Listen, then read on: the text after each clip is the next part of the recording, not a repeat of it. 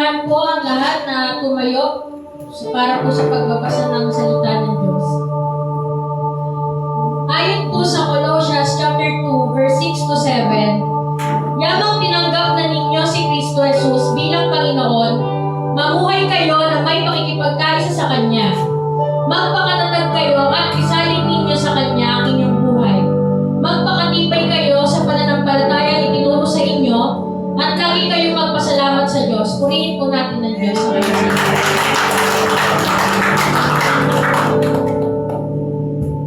Five confessions of the blood of Jesus.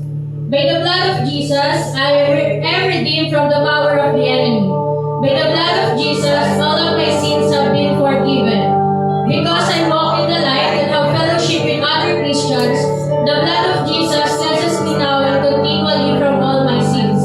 By the blood of Jesus, I have been justified, and God sees me as though I have never sinned.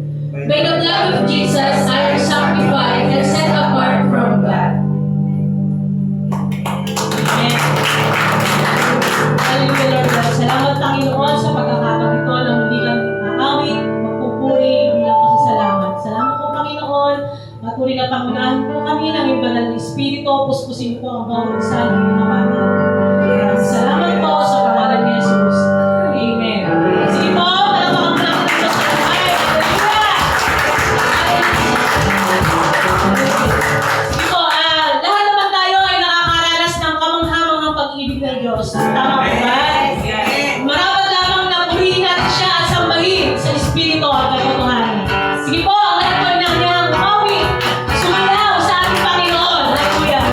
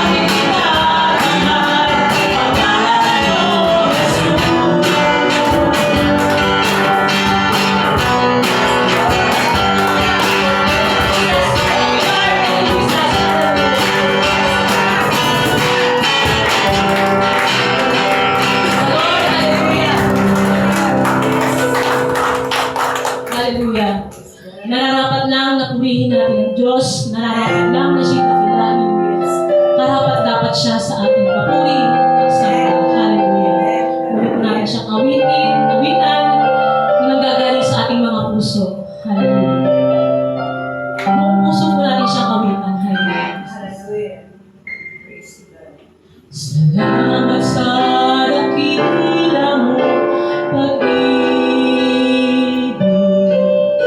Salamat sa pagyakap mo, Ama. Ang presensya mo, ang ninanais ko. Ang puso ko ay para lang sa'yo. Nararapat